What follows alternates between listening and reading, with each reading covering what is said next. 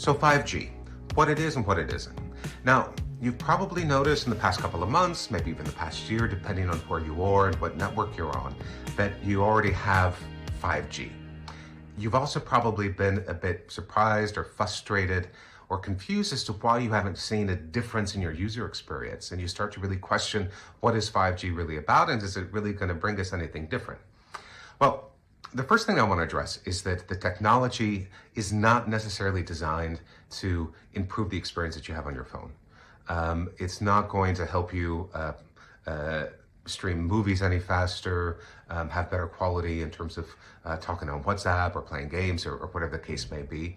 The more or less common use cases for using mobile connectivity on your phone can all be done with 4G.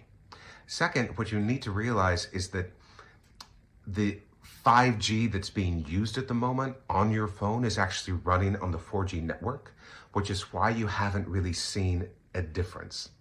Now, when telecommunication companies start to implement what's called 5G standalone, and this is really where you have a core 5G network, that's when you're going to start to see differences. Now, as I said at the very beginning, it's really not going to have a difference on the normal use of your phone. So how is it going to have an impact? What you have to remember is that 5G technology is really designed for three use cases, and in many instances, all three are necessary. One is super low latency. The second is high transfer of data, large amounts of data. And the third is reliability. And that's usually based on having to be constantly connected or connected over a very long and very specific and important period of time.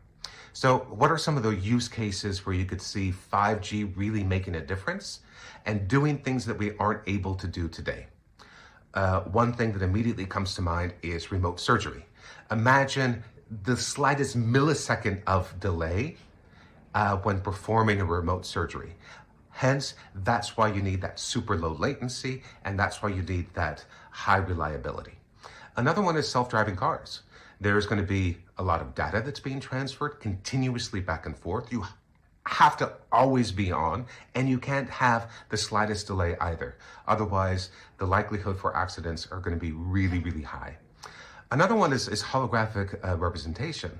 It is going to be very high quality. It's going to be a huge amount of data that's going to be processed. And again, you really want that low latency so that you have a natural interaction and you don't have that delay between the hologram and the person that the hologram or group of people that the hologram is interacting with.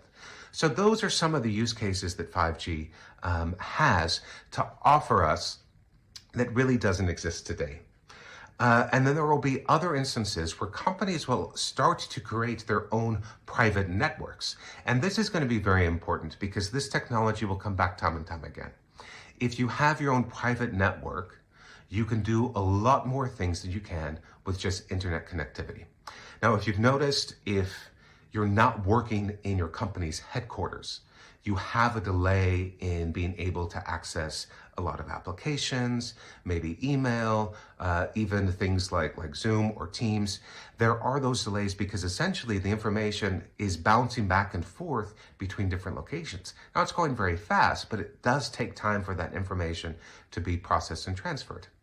Whereas with 5G networks, you can create networks really close to the user, and therefore there will basically be no delay.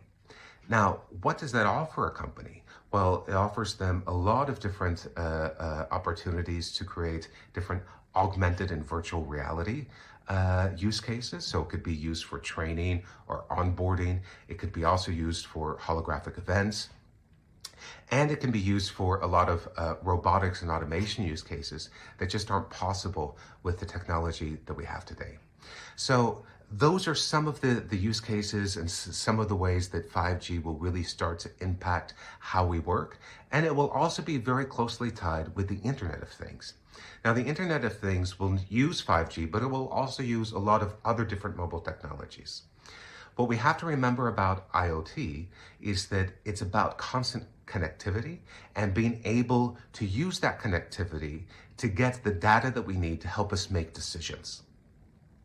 And there will be an interaction between IoT and 5G because of that data.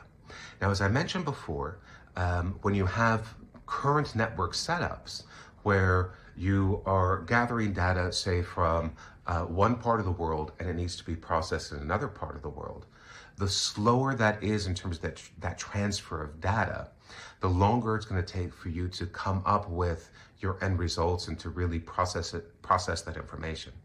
But with 5G, that's where it will really help to strengthen IoT use cases, because having those private networks, you can store, process, and analyze that information at much quicker speeds. So again, you can come up with a lot of new different use cases in order to really accelerate business, accelerate learnings, and empower your employees to really make decisions on the go based on the data that is being received.